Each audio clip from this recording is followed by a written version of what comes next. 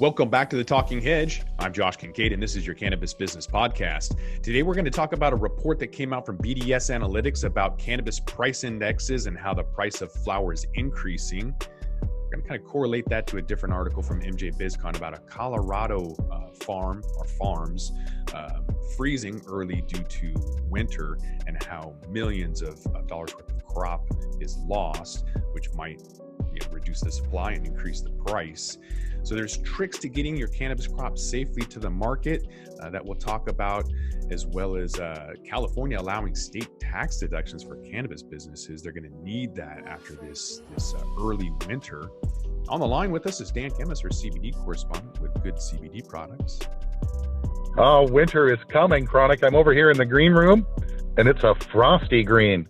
So this Yahoo Finance article, according to BDS Analytics, talks about the CPI hit 104 in August, decreased from the previous month and from August of last year. So year to date, the average retail price declined 0.7%. So month over month, the index has trended positively for pre-roll joints, ingestibles, topicals, while flower, vape, and dabbable concentrates have negative scores. So the CPI is relevant in generating supply chain and pricing decisions.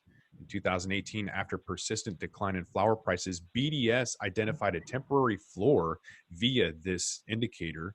So following early to mid-year 2019, flower prices rebounded as concentrate and vape product rose. That said, it appears that the quarterly supply of flower for smoking itself diminished, a condition that's likely to be short-lived due to recent negative sentiment around vaping products. So this figure points to flower price increases, a result of low supply and a major demand shift presently in today's markets. And yet with California and Colorado having an early winter and a lot of crops being decimated due to early winter, kind of wondering if that low supply is going to stick around. We talked about an overabundance in Oregon by 6.5 years supply. Washington has an oversupply as well, but this early winter may change all of that. Yeah, it's funny. We spend a lot of time in the field, right? And one of the things that's been interesting over the last 2 weeks is how many crew found themselves pushed about 7 or 10 days ahead of schedule based on winter weather.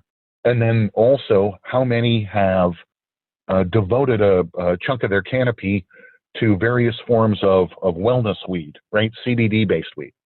So again, those things come together to create a little bit of a storm on the ground where the next thing you know, you're in and your ounce price has gone up by 20 or 40 bucks, et cetera. Mm-hmm. Yeah, simple economics is supply and demand where they meet in the middle at that equilibrium price. And that's kind of how they're coming up with this cannabis price index, which clarifies for consumers, producers, and investors the demand shifts, the pricing adjustments, and the trends for the cannabis industry.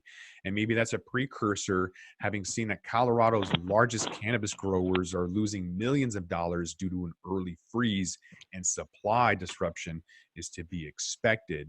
So this article from MJ BizCon goes on to say that the largest cannabis growers in Colorado disclosed it lost millions of dollars during an early winter storm after half the company's plants froze before the harvest could be completed.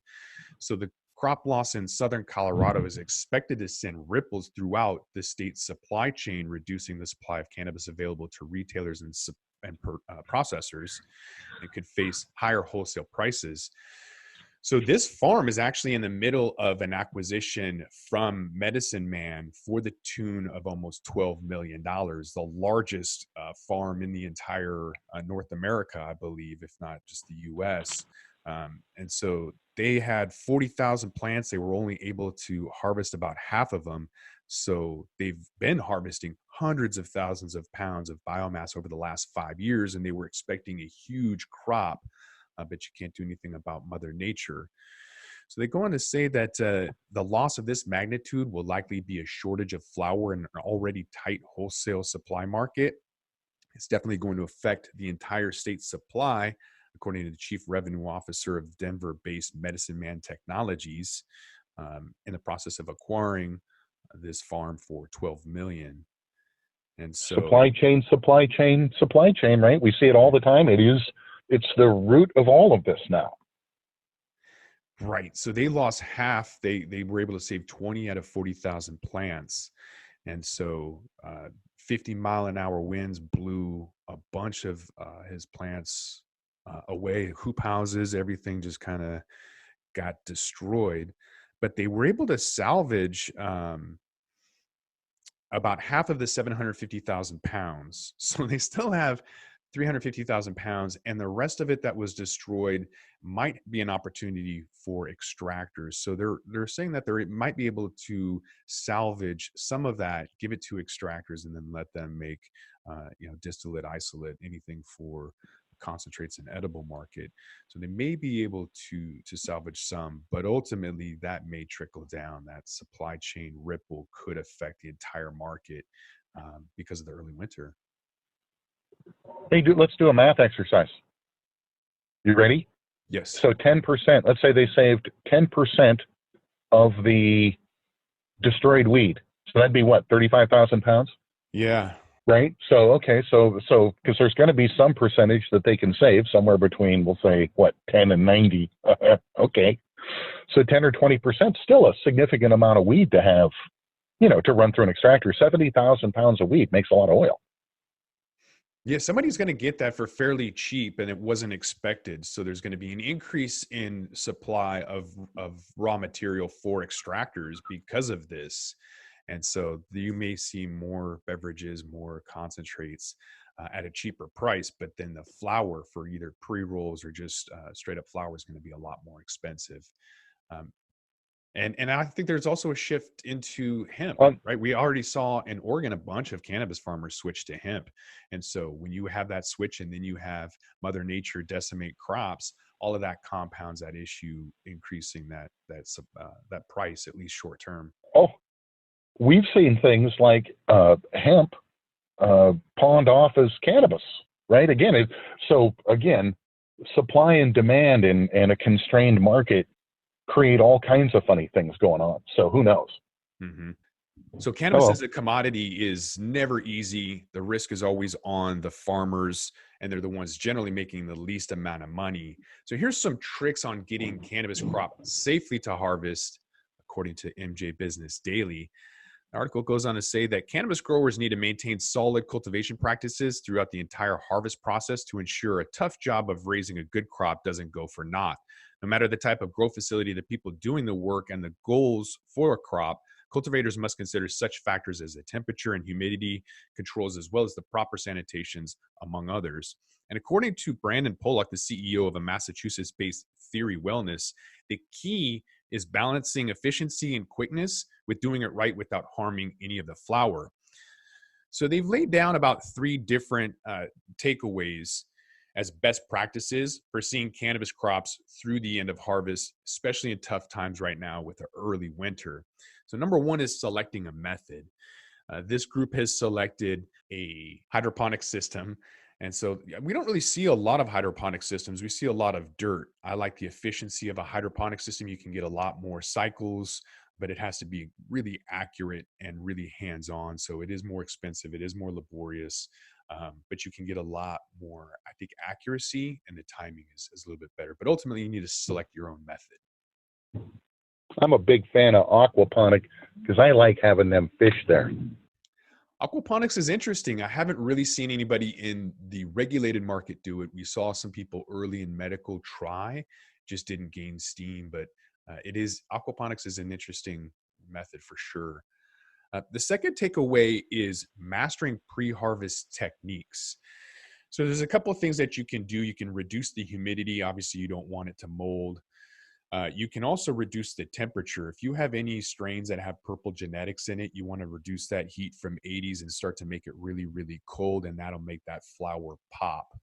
You also want to do a lot of pre-trimming, lollipop it, get rid of all of the excess trim before you actually harvest it. And that'll make it a lot easier during that harvest season. Yeah, my answer is make sure you have the expertise on site and that you've all agreed and the expert knows they're the expert and they run the show. It's outside my area of expertise, but I'd make sure that I had somebody that I knew, trusted, they had the authority, the autonomy, and the responsibility to make it happen, right? Harvest season is no joke. You've spent a lot of time, growing that crop, and then at the very end, you're supposed to, harvest it, trim it, all of that stuff. So it's a huge organizational endeavor, and you've got a lot of people running around, and so you want to prepare the crop area. You want to make sure that there's individual stages, and that section it has minimal reach or minimal movement. There's a repetitive injury that could occur, and you want to make sure that people are just reaching for the scissors, just reaching for that next bud, and then they're not running all over. It's a huge process, and you want to try and minimize the movement and chaoticness of trim season. Get a robot. Automate it. Absolutely. You want to try and automate that as much as possible. It's a long process. It's not cheap. It's not easy. But hopefully there's going to be some opportunities. So this last article goes into talk about how California is going to allow for some state deductions for cannabis businesses. The biggest expense is labor. And so hopefully they can start writing off that labor. They haven't been able to because cannabis is a Schedule I narcotic. So the 280E provision of being able to write off taxes hasn't been an option for cannabis. It is for hemp. But hopefully the Cannabis Association in California will push and drive that. So this article says that California cannabis businesses will be allowed to deduct expenses on their state income tax return after the governor signs a legislative proposal into law. That's going to be a huge step. So they have state deductions starting next year for cannabis companies that file their taxes as sole proprietors or partnerships. So they've tried to implement similar legislation, but it was vetoed by the governor, which is jacked because it still remains illegal at the federal level. But yeah, this could be a huge game changer if they're able to start writing off costly expenses. Yeah, I'm looking forward to being down there and just seeing the, because everything's an experiment.